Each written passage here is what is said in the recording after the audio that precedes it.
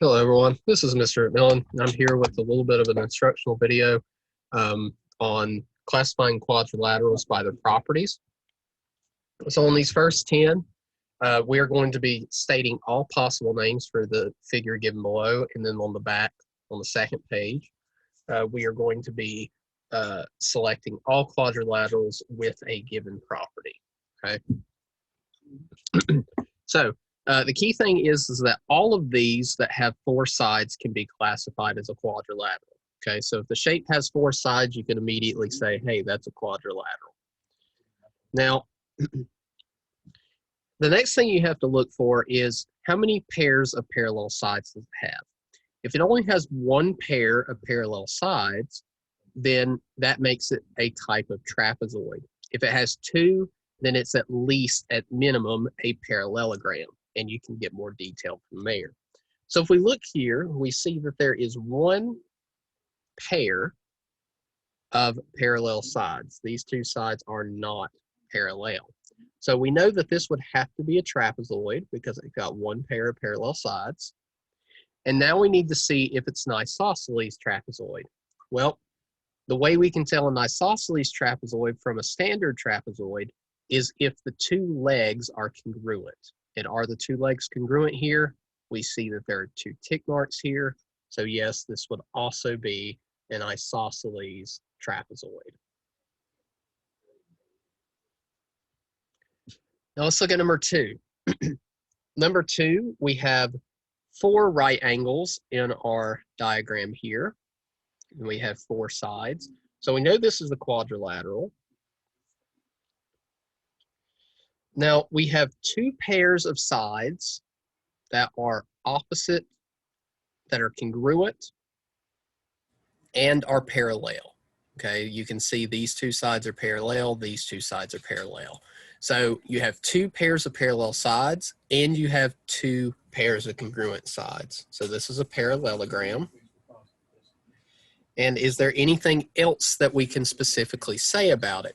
Well, the four right angles tell us that we can also say that this is a rectangle because a rectangle has four right angles.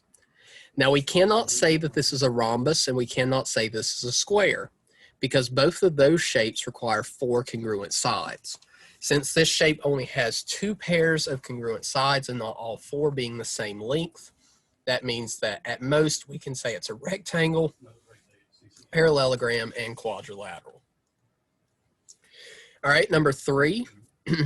Number three, we see that we have two pairs of parallel sides and two pairs of congruent sides. So it has four sides, so it's a quadrilateral.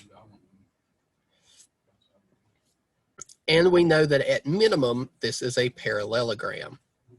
Okay, and you can also tell that by the fact that the opposite angles are congruent. Now, can we say this is a rectangle? Well, to be a rectangle, this would have to equal 90 degrees on each one of these, and as you can see, it does not. So it cannot be a rectangle, and likewise, it cannot be a square. Can it be a rhombus? Well, a rhombus needs to have all four sides be congruent. These are not congruent, so the only thing this is a quadrilateral and parallelogram. Number four, we have a four-sided figure here.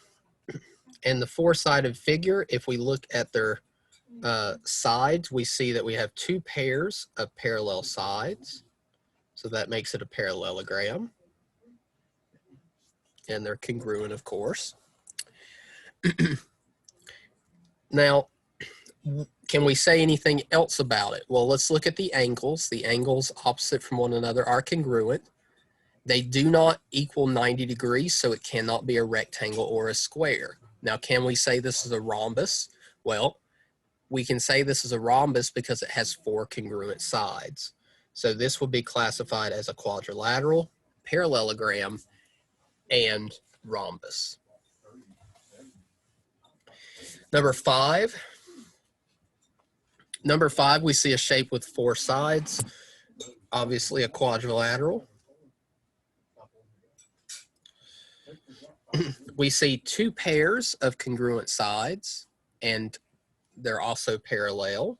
So we know this is a parallelogram as well. Now we see that we have 4 congruent sides and 4 right angles.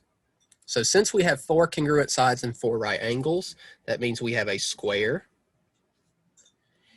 And since it has all 4 right angles, we also know it's a rectangle.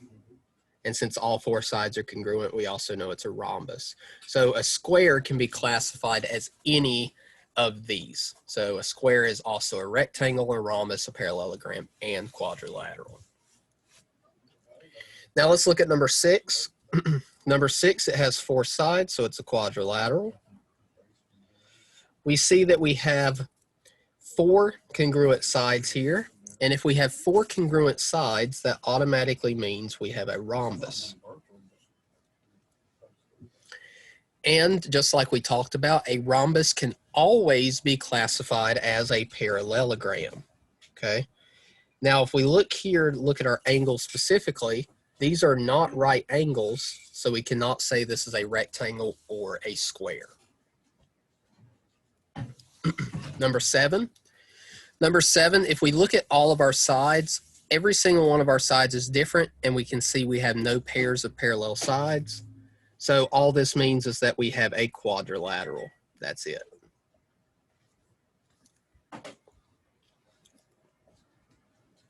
Number 8, we can see that we have a pair of parallel sides here, but these 2 sides are not. So it's got 4 sides, so it's a quadrilateral. And we know that it is a trapezoid because it only has 1 pair of parallel sides. Now, to tell if it's isosceles trapezoid, we need to check the legs and see if they're congruent. And we can see that these are not congruent. So this is just a quadrilateral and trapezoid.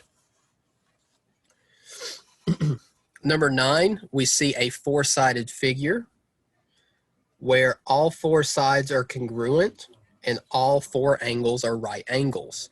So since we have 4 congruent sides and 4 congruent angles, we know that we have a square. The 4 right angles also tell us we have a rectangle. The 4 congruent sides tell us we have a rhombus. And finally, we have a parallelogram as well. They could be classified as any of these, okay? So the square is always classified as all of those other shapes. And then number 10, we have a quadrilateral here. And if we look here, we can see that there is 1 pair of parallel sides and the other pair is not. So we know that this would be a trapezoid.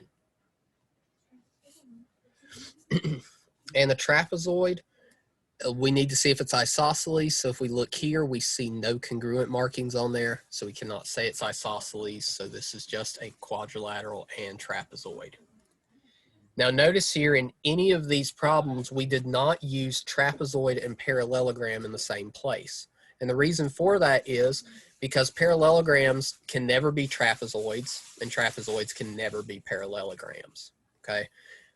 Trapezoids only have 1 pair of parallel sides, whereas parallelograms have 2. So now let's look at that second page. The second page here, we're going to use a flow chart that we've had made up for a little bit here.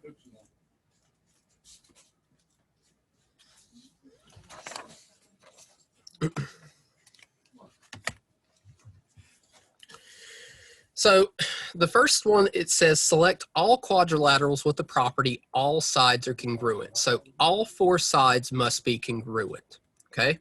And so if we look at our property chart here, and you may already know what the answers are, but if we look here and see which shapes have 4 congruent sides, we can see the rhombuses have 4 congruent sides and the squares have 4 congruent sides. These are the only 2 out of that list of 6 there that are guaranteed to have 4 sides being congruent, okay? Number 12, select all quadrilaterals with the property all angles are right angles. You might also see this as all angles are congruent because in a quadrilateral, if all of the angles are right angles, they all must be the same. So again, we look at our flow chart here. And we can see in our flow chart that a rectangle has 4 right angles and a square has 4 right angles, and they are the only 2 shapes or 2 types of quadrilaterals that are guaranteed to have 4 right angles. Number 13, select all quadrilaterals with the property 1 pair of parallel sides. And what that means is exactly 1 pair of parallel sides, not more than 1. Okay, so the only ones that have 1 pair of parallel sides would be the trapezoid and, of course, the isosceles trapezoid, because otherwise it can't be classified as a trapezoid. So trapezoid and isosceles trapezoid. Number 14, select all quadrilaterals with the property opposite angles are congruent. Okay, and if we look at our flow chart here, we can see that under the parallelograms it says that opposite angles are congruent. Okay, and you'll notice that none of these down here say that, but since all of these shapes can be classified as a parallelogram always, we know that any type of parallelogram has opposite angles that are congruent. However, the trapezoids do not. So a parallelogram, rhombus, rectangle, and square all have opposite angles that are congruent. Number 15, select all quadrilaterals with the property diagonals are congruent. And if we look on our property sheet, we can see that the isosceles trapezoid would have congruent diagonals. The rectangle would have congruent diagonals, and the square would have congruent diagonals. The way I kind of try and teach you guys to remember this is if a shape has some type of tilt or an uneven tilt, then it will not have congruent diagonals. So the trapezoid has an uneven tilt, the rhombus has tilt, and the parallelogram has tilt. So they're the ones that don't have congruent diagonals, but the rectangle, squares, and isosceles trapezoids do.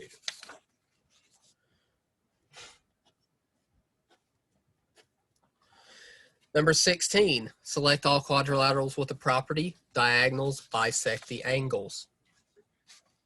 So the only shapes that bisect angles or bisect the opposite angles are the rhombus and the square. And the reason for this is because of their nature of having 4 congruent sides. When you have 4 congruent sides, the only way to draw your diagonals is in a way that cuts those angles in half. Okay, so rhombuses and squares are the only ones that have bisected angles.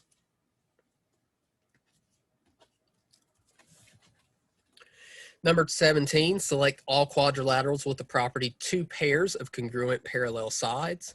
And so this obviously applies to a parallelogram, but any shape that can be classified as a parallelogram will also have that property. So a rhombus would, a rectangle would, and a square would.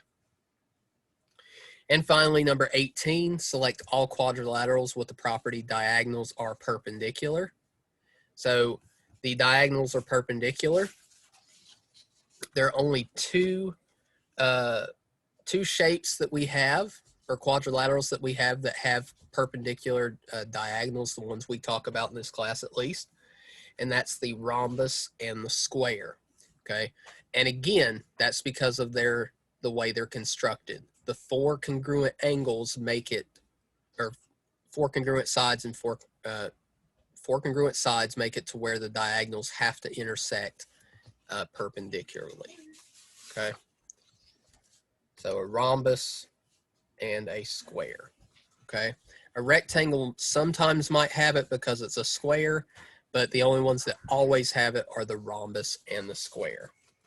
And that's going to do it for this video, guys. I hope this helped refresh your memory on classifying quadrilaterals by their properties. This was a worksheet that I promised to go over in class, and we had never gotten around to it, so I do apologize for that.